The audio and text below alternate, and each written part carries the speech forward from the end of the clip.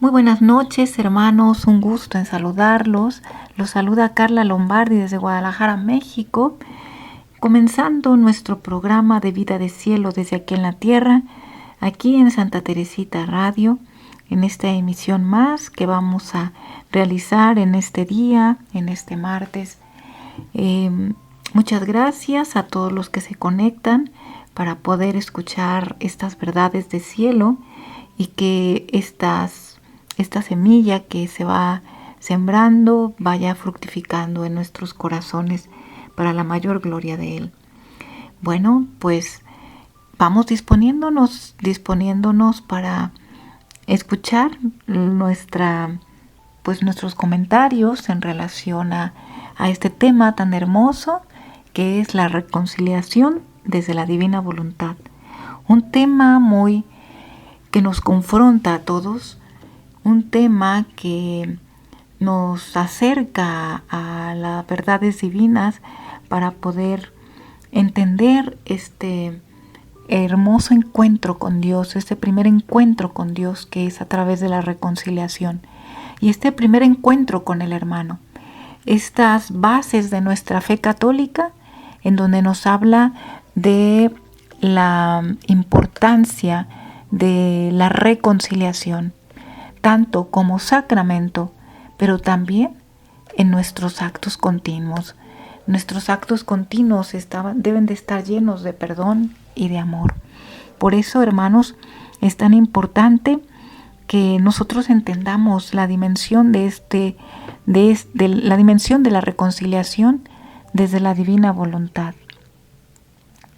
Vayamos disponiéndonos primeramente con nuestra oración, dándole gracias a Dios por todo, ofreciendo este programa como siempre a nuestra Madre del Cielo, para que ella sea la que guíe cada una de estas palabras y vaya tomando estas palabras como la semilla divina para sembrarla en nuestros corazones y fructifique como la semilla de mostaza en abundancia en nuestra vida. Pero esto nos corresponde a nosotros, quitar los espinos, quitar y para que esta tierra esté dispuesta a recibir esa semilla de amor, una semilla divina que hay que cuidar con amor, porque es lo más sagrado que Dios nos está dando en este tiempo. Bueno, pues digamos todos en el nombre del Padre y del Hijo y del Espíritu Santo.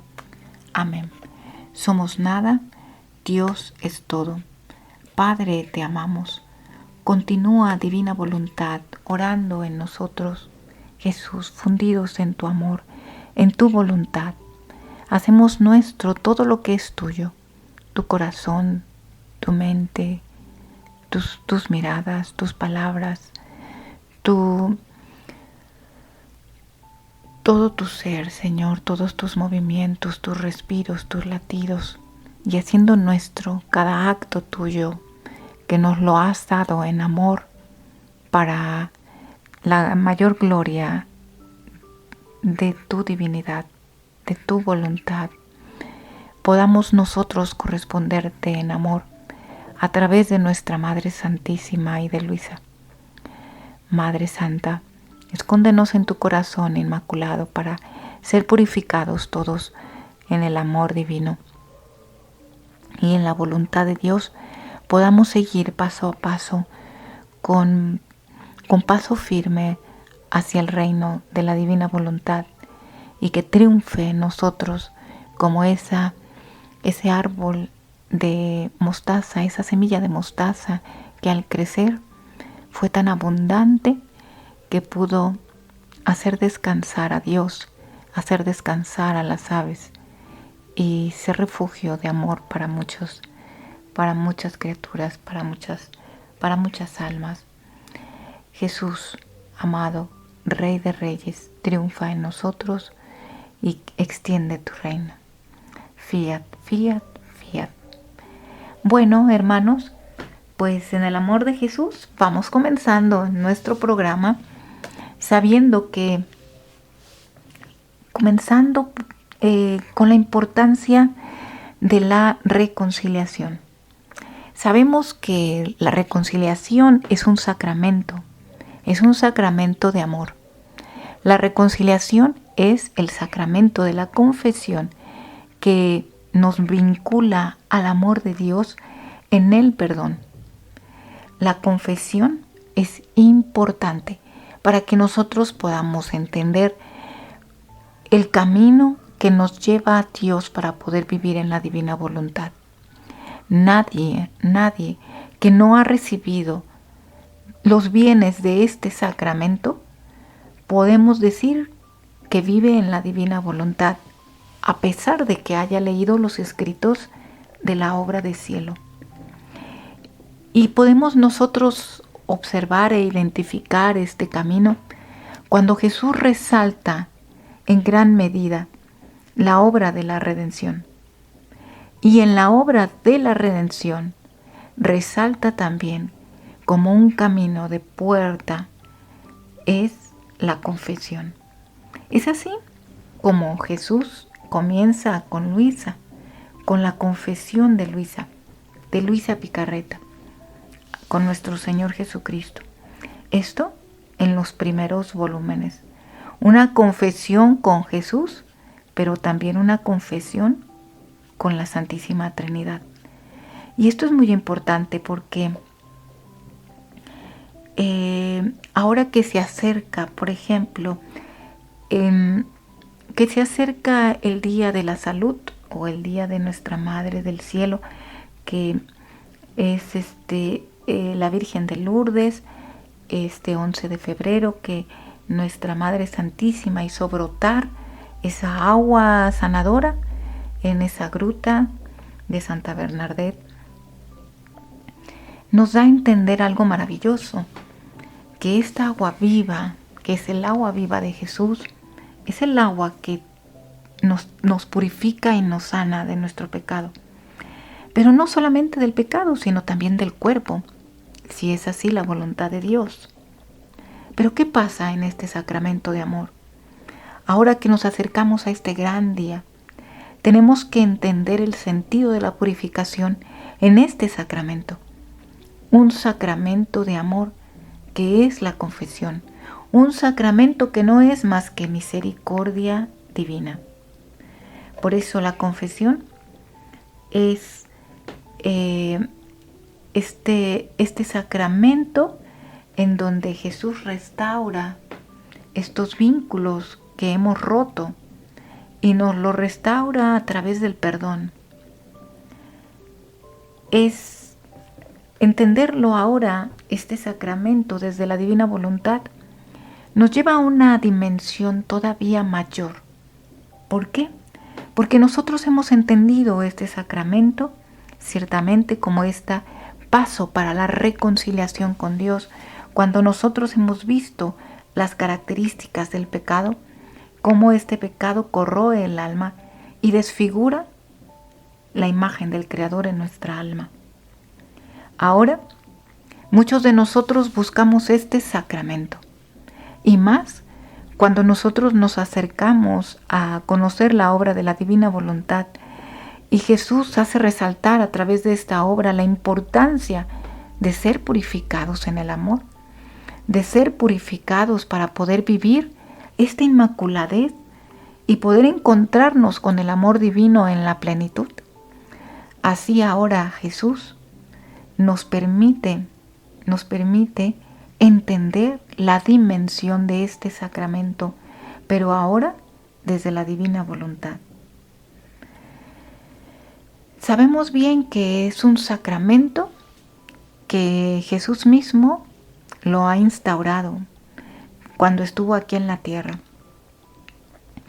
La revelación pública nos marca en las Escrituras, como en San Juan, por ejemplo, en San Juan capítulo 20, versículo 22, Jesús le dice a sus apóstoles: reciban el Espíritu Santo. A quienes perdonen, les quedarán perdonados sus pecados. A quienes se los retuvieren, les serán retenidos.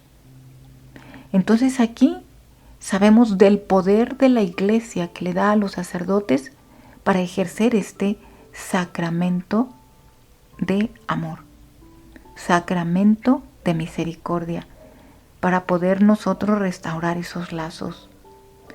Así también podemos nosotros recordar aquel pasaje de cuando Jesús le dijo al paralítico: tus pecados te son perdonados. Y muchos pues no veían el efecto de este perdón, porque era la primera vez que escuchaban a alguien que perdonaba los pecados.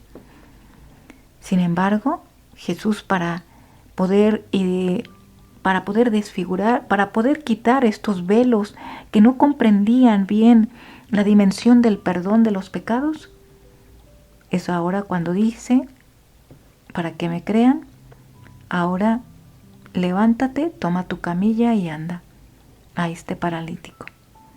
Esto es maravilloso. ¿Por qué? Porque el perdón de los pecados, en el amor de Dios, también lleva a la sanación del cuerpo, del alma y del espíritu. El perdón de los pecados, cuando nosotros lo hacemos verdaderamente conscientes en este sacramento de amor, Jesús, a través del sacerdote, manifiesta su don divino. Dios no puede hacer perdonar a la criatura sin este ministerio del sacerdocio que a través de él se nos da. Imagínense la potencia que tienen los sacerdotes para que esto se lleve a cabo. Por eso es tan esencial que nosotros reconozcamos que este sacramento está en las Escrituras. Es un sacramento que está en las Escrituras, y a partir de este sacramento se nos convoca también en la divina voluntad, en la obra de la divina voluntad, a hacerlo vida, a hacerlo nuestro.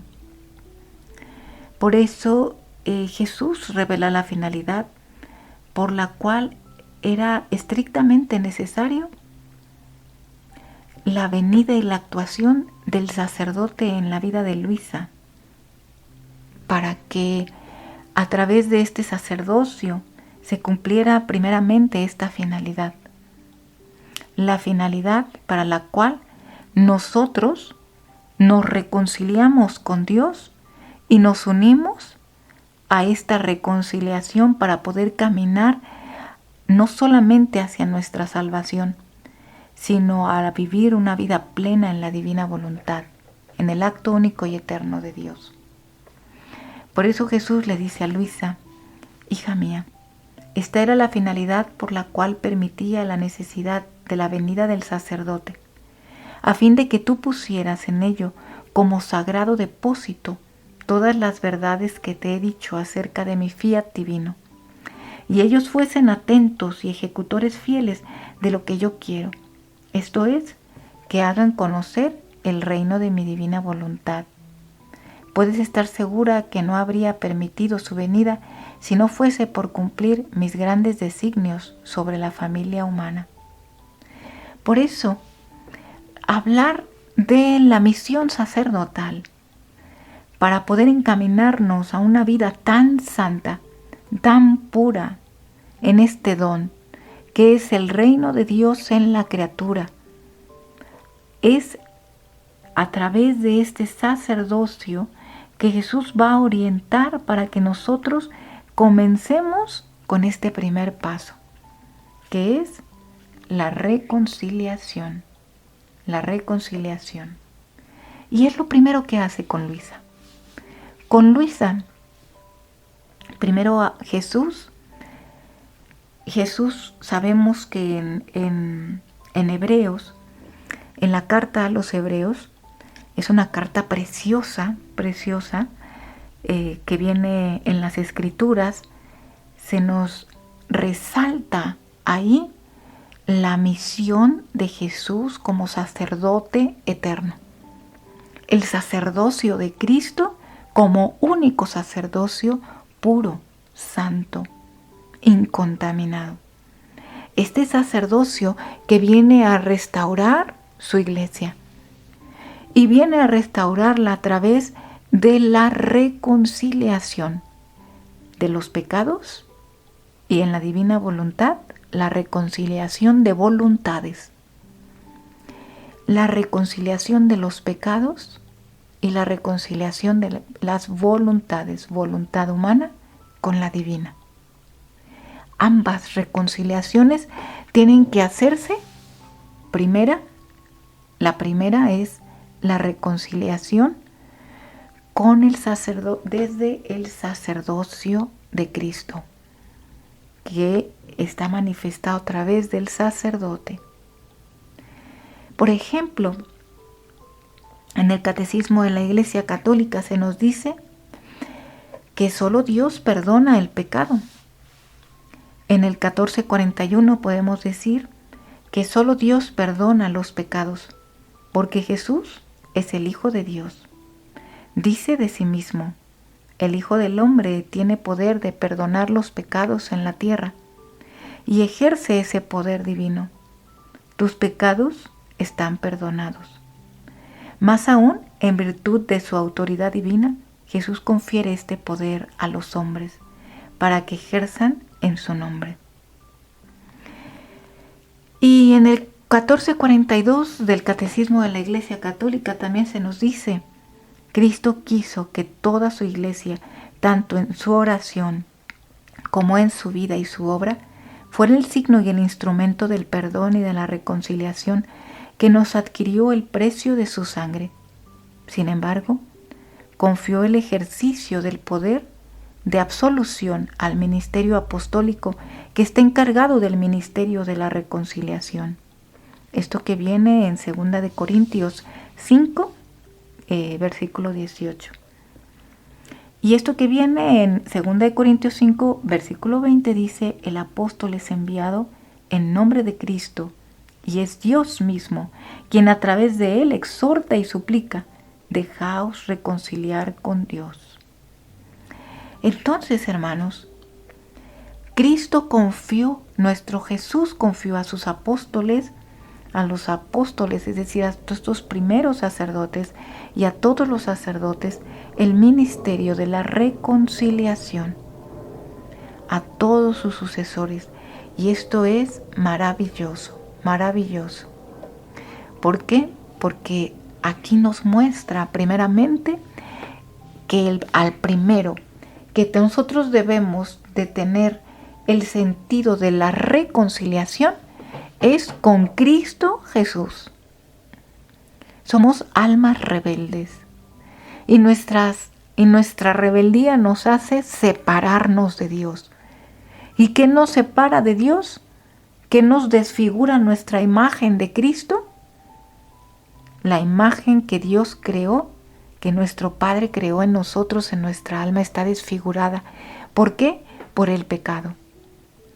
Por eso, hermanos, en estos tiempos el advenimiento del reino está cerca. Y cuando nos encontremos cara a cara con Jesús, Él va a ver nuestra alma.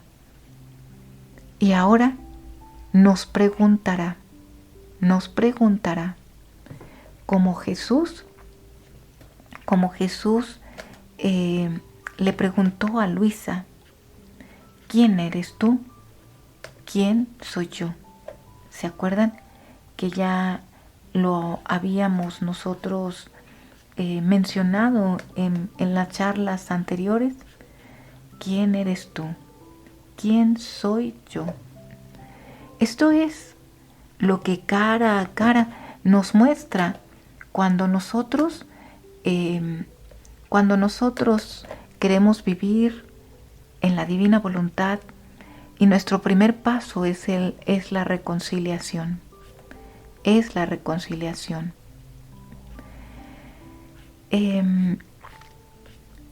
Jesús, hermanos, quiere mostrarse por completo en nosotros.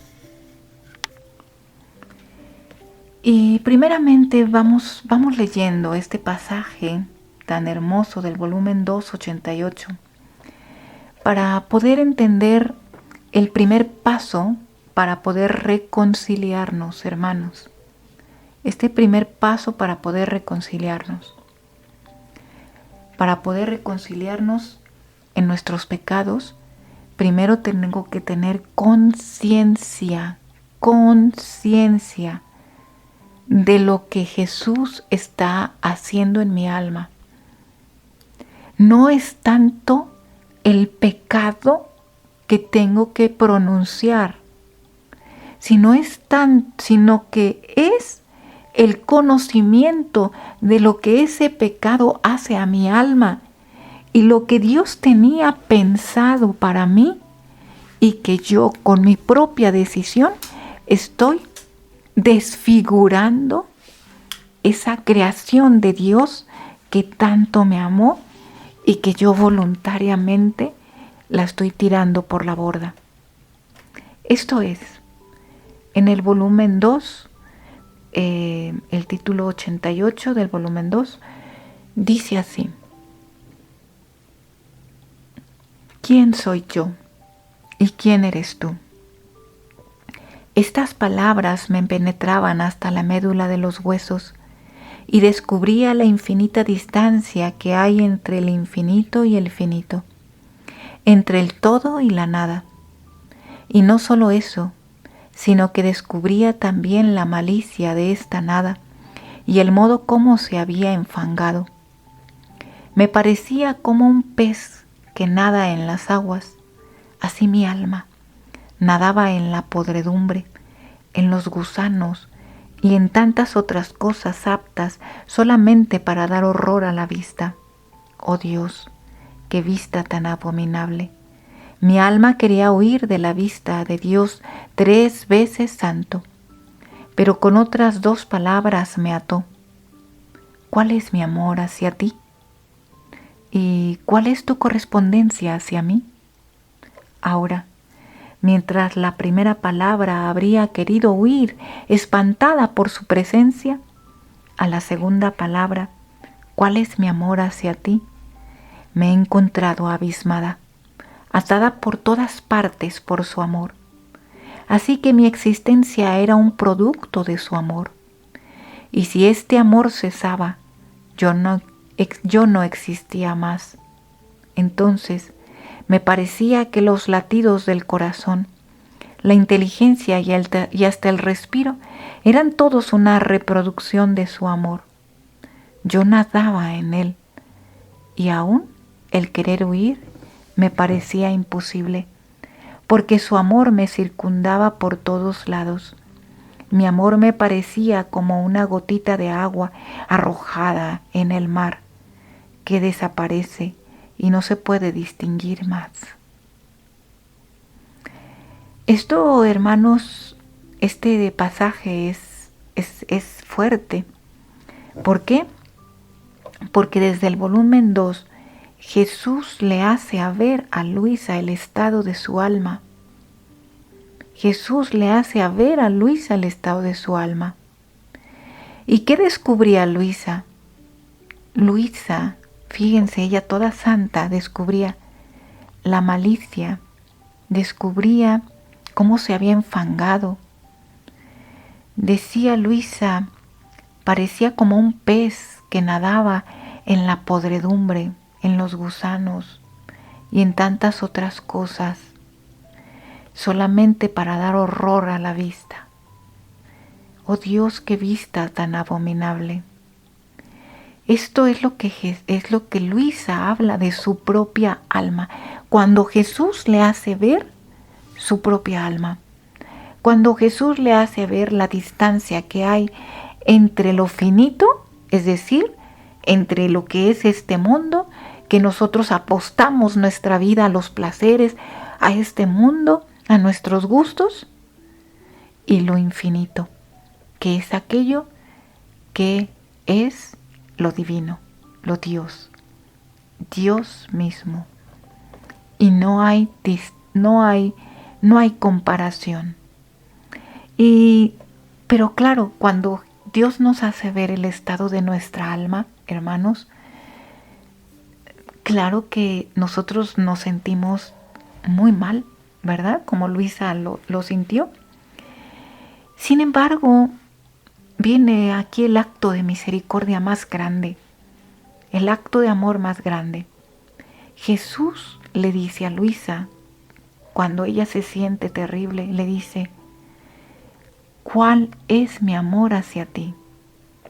¿Cuál es mi amor hacia ti? ¿Y cuál es tu correspondencia hacia mí? ¿Cuál es mi amor hacia ti? Y ahora es cuando Luisa se encuentra abismada por el amor de Dios. ¿Y cuál es este amor de Dios? ¿Cuál es este producto del amor de Dios, hermanos? Esta misericordia y su divinidad. Que Jesús ha venido a este mundo a cargar con nuestros pecados. Que Jesús desfiguró su humanidad haciéndose toda una llaga, coronándose de espinas, haciéndose todo golpe, cargando nuestros pecados, nuestras miserias, nuestros fangos. Por eso Jesús le dice a Luisa: mírame a mí ahora, ¿cuál es mi amor hacia ti? Y Luisa se encontraba abismada. ¿Por qué? Porque se da cuenta que a través del latido del corazón de Jesús, de su propia humanidad, de haber venido aquí a la tierra, Él no solo nos rescata del pecado, sino también nos da en potencia el poder de la reconciliación, tomando su vida en nosotros, la vida de Jesús en nosotros.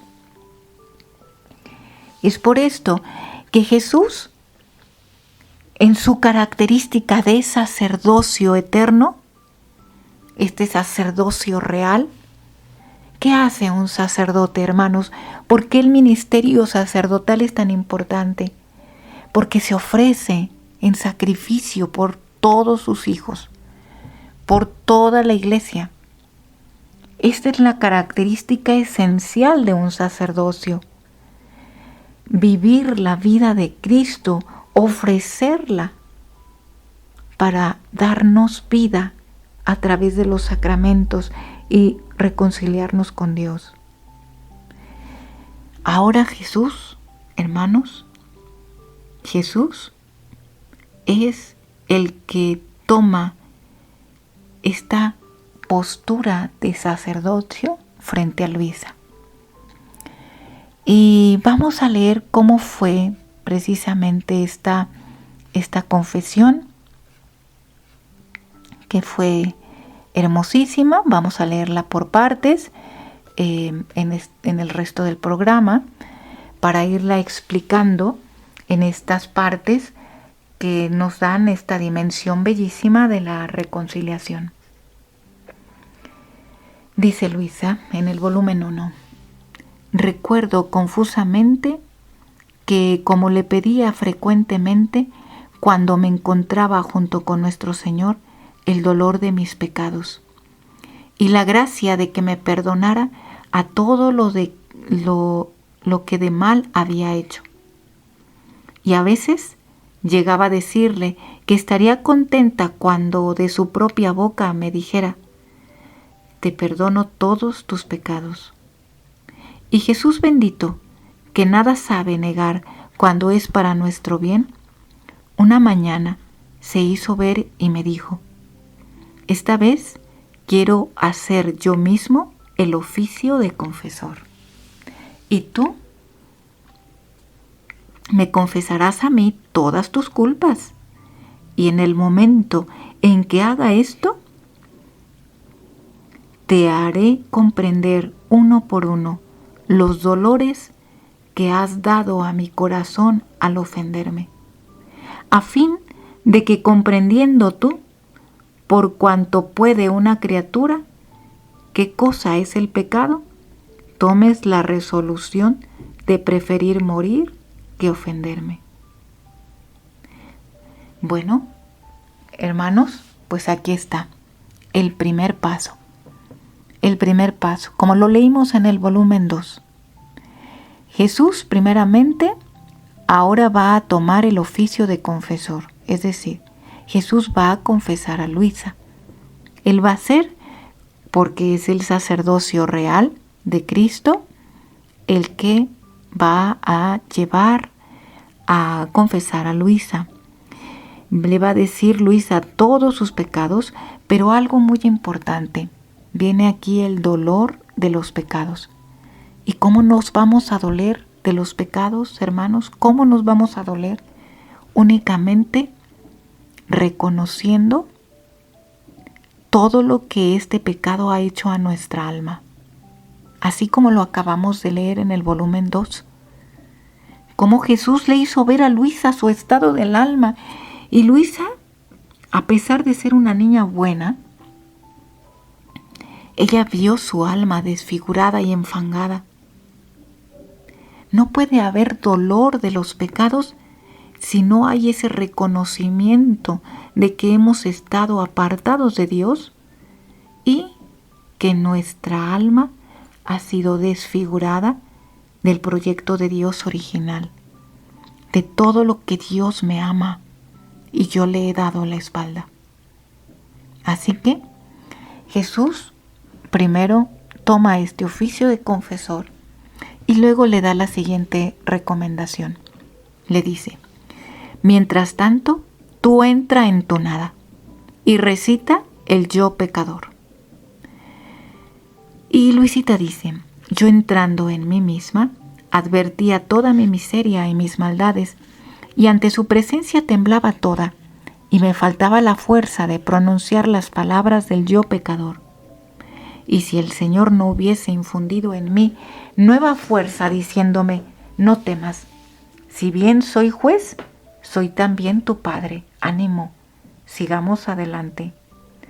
Ahí habría permanecido sin decir ni siquiera una palabra. Entonces dije el yo pecador, toda llena de confusión y de humillación. Y como me veía toda cubierta por mis culpas, dando una mirada, descubrí que la culpa que más había ofendido a nuestro Señor era la soberbia. Bueno, vamos haciendo una pausa aquí, hermanos. Primeramente, el yo pecador. El yo pecador es reconocer a través de nuestra boca y de nuestros labios, reconocer nuestra culpa. ¿Y qué significa la culpa, hermanos? La culpa es buena reconocerla en el sentido de darme cuenta que fue mi decisión, no la de otros, sino mi decisión, la que tomé para poder apartarme de Jesús, de su divinidad, de los lazos de su voluntad, que fue mi decisión y no fue la de otros. Y aquí viene muchas veces nuestro error. El error es que nosotros, hermanos, cuando entramos al confesionario, acostumbramos a hablar del otro y del pecado del otro, y por culpa del otro yo caí. No, hermanos, es reconocerme a mí que por mi decisión, independientemente de lo que hayan hecho los demás, yo caí por mi decisión. Esto es el yo pecador, recitarlo. No es únicamente una oración, es el reconocimiento de mi nada. Por eso Jesús le dice a Luisa: ante su presencia temblaba mi nada. Mi nada temblaba. ¿Por qué? Porque reconocer la nada significa mirar mi vacío de amor de Dios. Mirar que mis decisiones han sido las que me han apartado de este amor divino. Bien, ahora Luisa dice: y como me veía toda cubierta por mis culpas, dando una mirada, descubrí que la culpa que más había ofendido a nuestro Señor era la soberbia. Y por eso dije: Señor, me acuso ante tu presencia de que he pecado de soberbia. Y él me decía, acércate a mi corazón, pon tu oído y oirás el desgarro cruel que has hecho a mi corazón con este pecado. Toda temblando, puse mi oído sobre su corazón adorable. Pero ¿quién puede decir lo que oí y comprendí en aquel instante? Pero después de tanto tiempo diré solo alguna cosa confusamente. Recuerdo que su corazón latía tan fuerte que parecía que quería romperle el pecho. Luego me parecía que se despedazaba y por el dolor quedaba casi destruido. Ah, si hubiera podido, habría llegado a destruir al ser divino con la soberbia. Pongo una semejanza para hacerme entender. De otra manera no tengo para expresarme. Bueno, hasta aquí lo dejamos para poder explicar. Miren, hermanos, ¿por qué la soberbia? ¿Por qué la soberbia es el pecado? Es este pecado que más ha ofendido a Dios. Ciertamente es el pecado de Adán y Eva. Más allá de la desobediencia, lo que los lleva a la desobediencia es la soberbia. La soberbia. La soberbia, hermanos, es una de las capacidades superiores del hombre, es decir, que se encuentran en la mente. La soberbia significa el creerme más que el otro.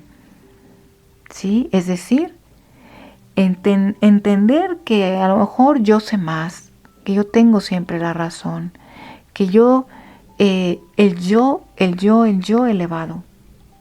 ¿Sí? Entonces, la soberbia destruye los vínculos totalmente con Dios. ¿Por qué? Porque si yo quiero vivir en la divina voluntad, primeramente no solamente es la humillación o la humildad, sino es el anonadamiento, es decir, la nada, hermanos. Y la soberbia que hace creerme siempre algo, es el amor propio, es el amor propio. La soberbia, hermanos, Jesús le dice a Luisa sobre la soberbia, dice, ¡cuánta fantasía!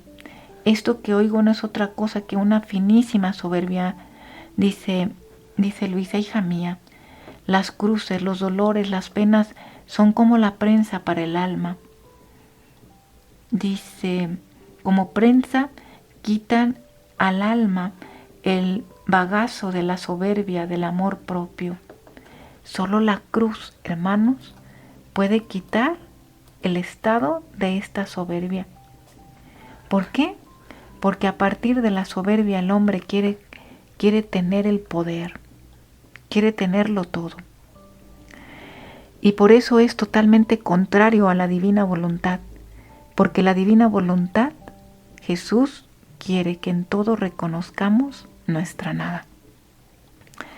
Por eso Jesús le dice a Luisa,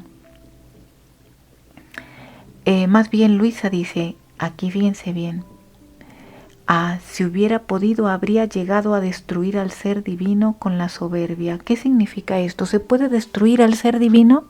Miren, es muy claro que Dios jamás puede ser destruido porque Él es el Todopoderoso. Sin embargo, el ser divino, triunfante, su voluntad divina dentro de mi alma, claro que se puede destruir dentro de mi alma, dentro de mi propio ser. No como Dios. Dios quiere entrar a mi centro, a mi alma. Pero si yo no lo permito, si yo sigo obstinada con mis pecados, sigo obstinada con mi voluntad humana, con mis quereres, con mis gustos, ¿qué va a pasar? Llego a destruir al ser divino con mi propia soberbia, con mi propio querer, con la obstinación de siempre querer mi propia voluntad, porque no le permití al ser divino desarrollar su vida en mí.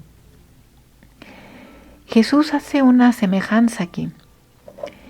Dice, imaginen a un rey y a sus pies un gusano que elevándose, inflándose, se comienza a creer alguna cosa y que llega a tal atrevimiento que elevándose poco a poco llega a la cabeza del rey y le quiere quitar la corona para ponérsela sobre su cabeza. Luego lo despoja de sus vestiduras reales, lo arroja del trono y finalmente trata de matarlo. Pero lo peor de este gusano es que él mismo no conoce su propio ser. Se engaña a sí mismo. Pues para deshacerse de él, solo se necesita que el rey lo ponga bajo los pies y lo aplaste. Y así terminarían sus días. Esto causa enojo y compasión, y al mismo tiempo ridiculiza el orgullo de este gusano. Si esto se pudiera dar, así me veía yo ante Dios, cosa que me llenó de tal confusión y dolor que me sentí renovar en mi corazón el desgarro que sufría el bendito Jesús. Dice Luisa, después de esto me dejó, y yo sentía tal pena y comprendía qué tan feo es el pecado de soberbia, que es imposible describirlo. Cuando hube meditado bien todo esto en mí misma, mi buen Jesús regresó y me dijo que continuara la confesión de mis culpas. Bueno, hago una pausa aquí, hermanos.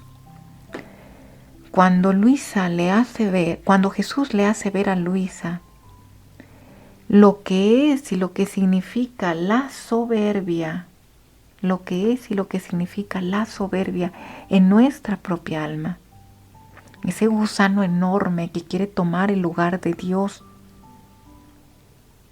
lo que significa la soberbia. Y Jesús la deja meditando sobre sus propios actos de soberbia. Fíjense bien lo que dice.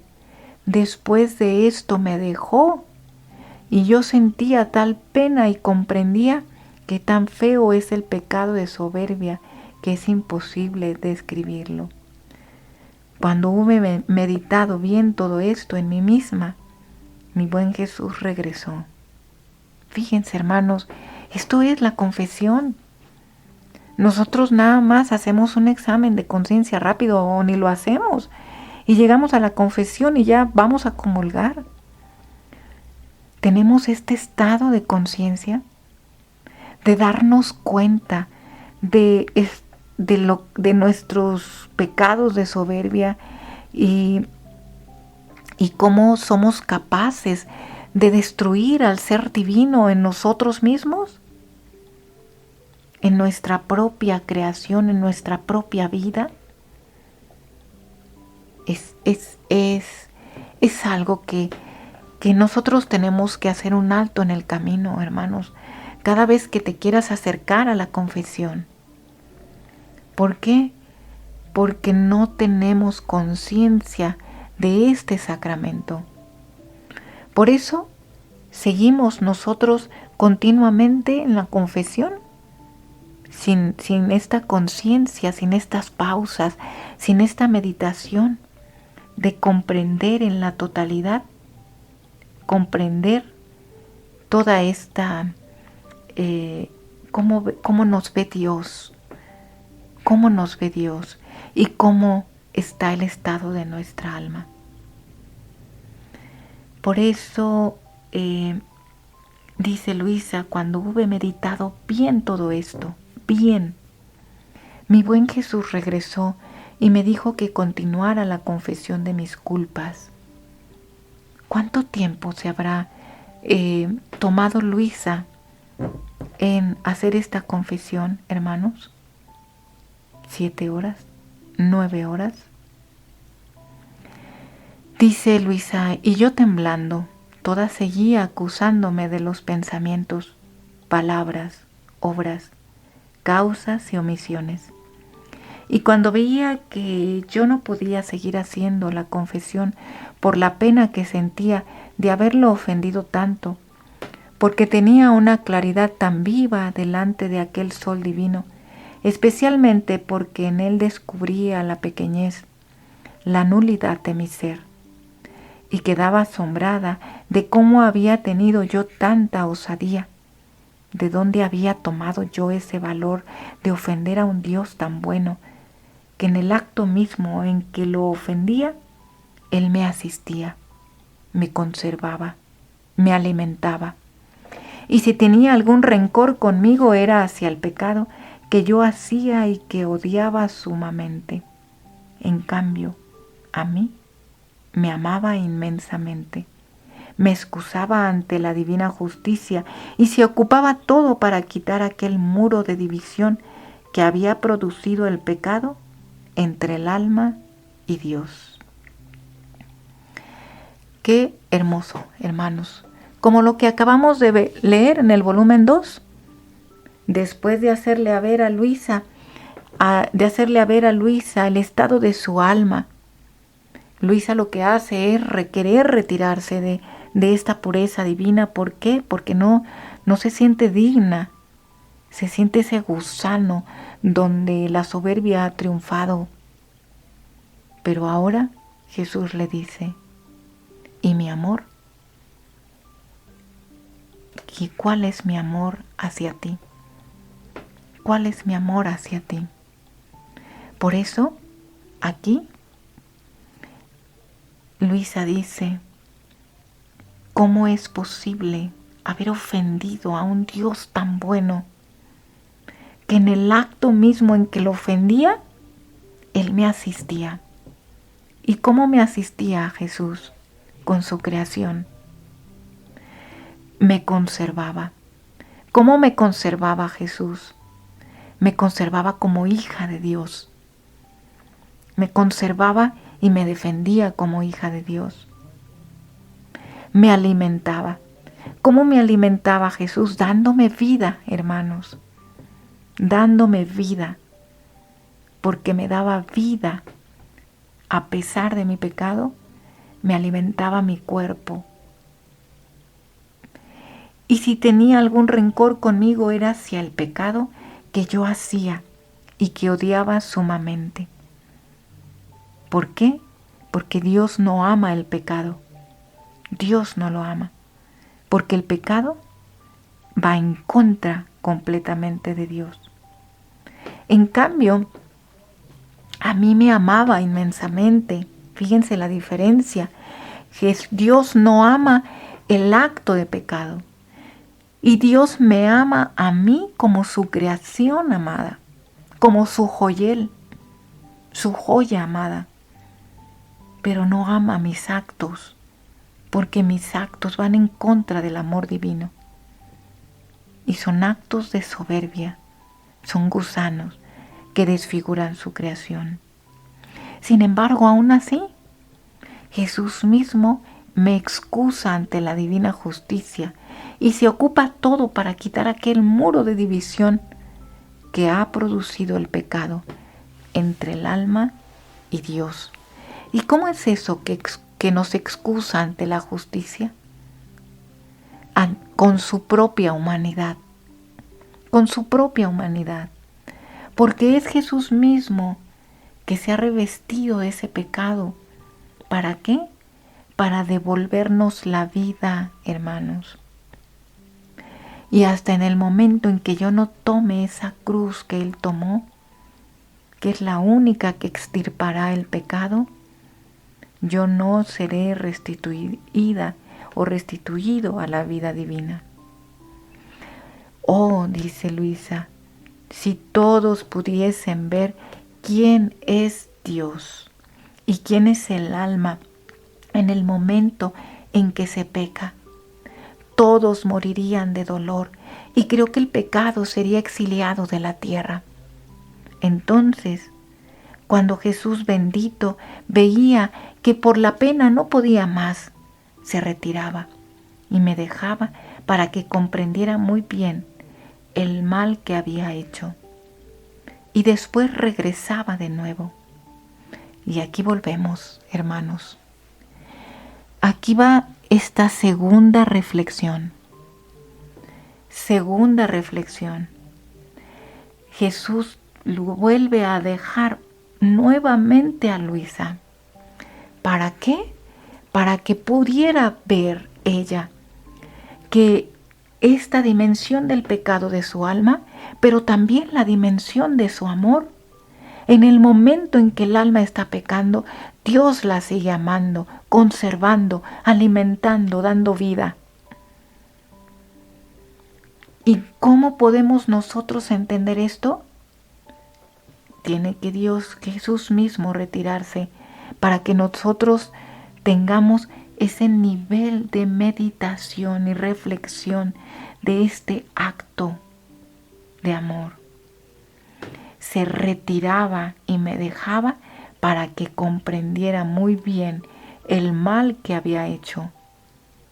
Y después regresaba de nuevo. Hermanos, es este el nivel de nuestra conciencia. Le damos este valor a la confesión, esta meditación profunda, como Jesús guió a Luisa. Después regresaba de nuevo. Y yo continuaba acusando mis culpas. Pero ¿quién puede decir todo lo que comprendí y explicar una por una las diversas afrentas y los dolores especiales con mis culpas había ocasionado a nuestro Señor? Me siento casi imposibilitada para explicarme, y también porque no lo recuerdo muy bien. Cuando terminé mi acusación, que duró cerca de 7 horas, y nos detenemos aquí, hermanos, 7 horas, entre que ella hablaba, Jesús la detenía, le hacía ver su estado de alma. Luego la dejaba para que reflexionara. Luego Jesús regresaba, le hacía ver lo que había provocado en su alma, ese gusano que quiso tomar el lugar de Dios y quiso destruir el lugar del ser divino en su alma. Jesús la volvió a dejar para que reflexionara en ese estado de soberbia y en el mal que provoca querer quitar a Dios del lugar de que le corresponde en nuestra vida. Luego Jesús vuelve y le vuelve a relatar, pero ahora, en el momento en que Luisa pecaba, le muestra cómo es en ese mismo momento el amor de Dios, cómo era lacerado Jesús, pero cómo lo amaba porque la seguía alimentando, la seguía conservando, la seguía vivificando con sus llagas, con su sangre, alimentándola con su amor. Y luego Jesús se retira para que reflexione ese estado de amor de Dios. ¿Cuánto tiempo duró Luisa en este estado de reflexión, de meditación, en la confesión con Jesús? 7 horas, hermanos. 7 perfectas horas. Perfectas, ¿por qué? Porque esta es la confesión de los pecados que hace Jesús a Luisa. Por eso Jesús le dice a Luisa, Luisa comenta, cuando terminé mi acusación que duró cerca de 7 horas, el amable Jesús tomó el aspecto de Padre amorosísimo. Y como yo me encontraba agotada de fuerzas por el dolor, y mucho más, porque veía que no era un dolor suficiente para dolerme como convenía mis culpas, Él para animarme me dijo, quiero suplir yo por ti, y aplico a tu alma el mérito del dolor que tuve en el huerto de Getsemaní. Solo esto puede satisfacer a la divina justicia. Y aquí nos detenemos, hermanos. Ya casi vamos terminando este proceso de amor. Nos detenemos, ¿por qué? Porque es maravilloso poder comprender cómo Jesús quiso tomar nuestro dolor, nuestras culpas, y hace ver este último estado en el momento de la confesión. El dolor que tuvo Jesús en el huerto de Getsemaní, en Getsemaní. ¿Por qué? Porque fue ahí donde Jesús reparó nuestros pecados. Fue en el huerto de Getsemaní donde Jesús reparó el amor, restauró el amor divino que habíamos roto en esos lazos en la primera hora. En la segunda hora Jesús restaura y repara con su sangre mi pecado. Y en esta tercera hora de Getsemaní, Jesús se encuentra con el alma para entregarse voluntariamente y ser llevado a los soldados sin poner resistencia, para decirles: yo soy el que soy, y que sea reconocido el amor. Jesús le dice a Luisa en el huerto de Getsemaní, dice: solo esto puede satisfacer a la divina justicia. Después de que aplicó a mi alma su dolor, dice Luisa, me pareció estar dispuesta para recibir la absolución. Toda humillada y confundida, como estaba postrada a los pies del buen Padre Jesús, con los rayos que enviaba a mi mente, trataba de excitarme mayormente al dolor, diciendo, si bien no recuerdo todo, grande, sumo ha sido el mal que he hecho para ti. Estas potencias mías, bueno hermanos, miren, yo los invito a que después de esta reflexión digamos lo mismo que Luisa. Vaya, para ir finalizando nuestro programa, repitamos juntos esta oración que hizo Luisa. Grande, sumo ha sido el mal que he hecho para ti. Estas potencias mías y estos sentidos del cuerpo debían haber sido tantas lenguas para alabarte.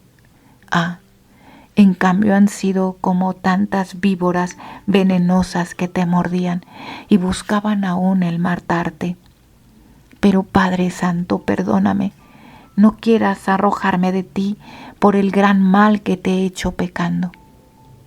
Y Jesús dice, ¿y tú prometes no pecar más y alejar de tu corazón cualquier sombra de mal que pudiera ofender a tu Creador? Y yo, así, con todo el corazón te lo prometo.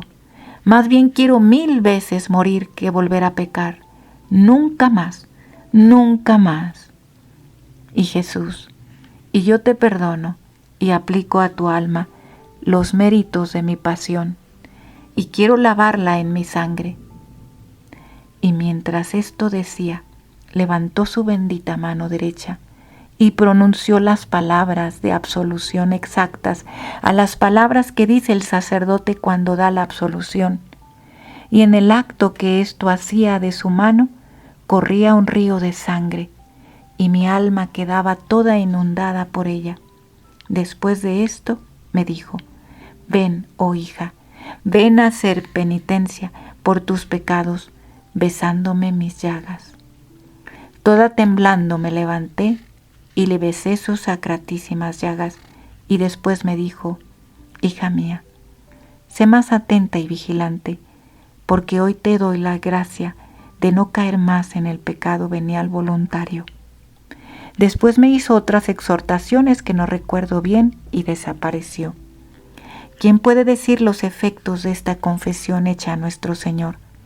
Me sentía toda empapada en la gracia y me quedó tan grabada que no puedo olvidarla, y cada vez me acuerdo, siento correr un escalofrío en los huesos y a la vez siento horror al pensar cuál es mi correspondencia a tantas gracias que el Señor me ha hecho.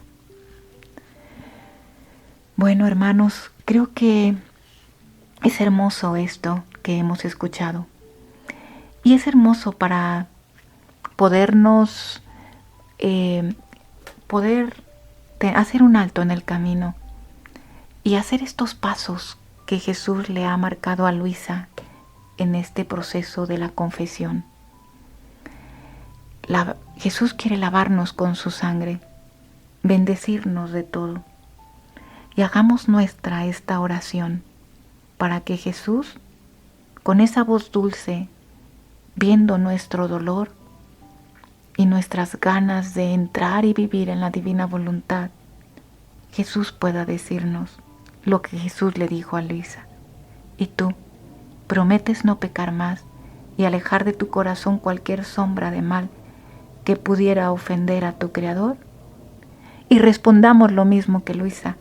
Ah, sí, con todo el corazón te lo prometo. Más bien quiero 1000 veces morir que volver a pecar. Nunca más, nunca más. Amén. Fiat, fiat, fiat. Hermanos, hemos terminado nuestro programa de hoy. Para el siguiente programa hablaremos de esta reconciliación, pero con la Santísima Trinidad. Se despide Carla Lombardi en un programa más de Vida de Cielo desde aquí en la tierra. Aquí en Santa Teresita Radio, misionando con amor y servicio. Gracias, hermanos, y muy buenas noches.